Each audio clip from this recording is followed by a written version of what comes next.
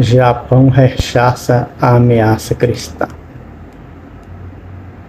Nagasaki, uma importante cidade portuária, foi apresentada ao cristianismo por volta de 1560, quando missionários jesuítas de Portugal começaram a chegar ao Japão. O Império Português era, à época, um dos maiores do mundo, englobando territórios em várias partes do globo, como o Brasil. Os missionários tentaram converter senhores feudais da região, alguns dos quais perceberam que, ao cristianizar-se, poderiam receber apoio comercial dos portugueses. Muitos camponeses que trabalhavam para esses senhores feudais também foram influenciados a se converter. No início do século XVII, a cidade havia se tornado a Roma do Japão.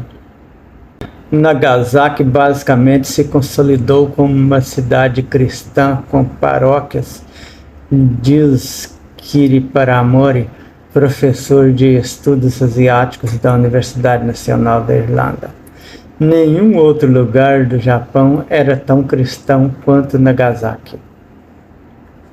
No auge do movimento, havia 500 mil pessoas em Nagasaki que se identificavam como cristãs.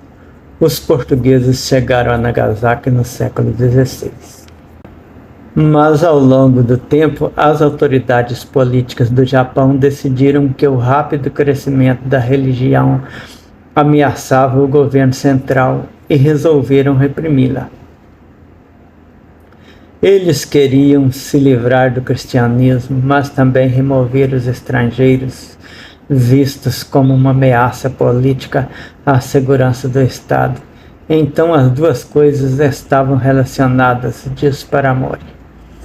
Na última metade do século XVI, 26 missionários em Nagasaki foram executados por crucifixação, o que marcou o início de um longo período de perseguição contra cristãos. Em 1614, o cristianismo foi banido do país. Missionários estrangeiros foram expulsos e os que se recusaram foram presos, mortos ou forçados a abrir mão da religião. O Japão, então governado pelo shogunato Tokugawa, entrou em um período de isolamento, cortando quase todos os laços com outras nações. Fonte BBC. Parece bastante barbaridade o que fizeram com os cristãos no Japão, não é? Agora pensem no que foi feito com os povos dos lugares que não resistiram ao cristianismo. O cristianismo, não resta dúvida, era uma gravíssima ameaça mesmo.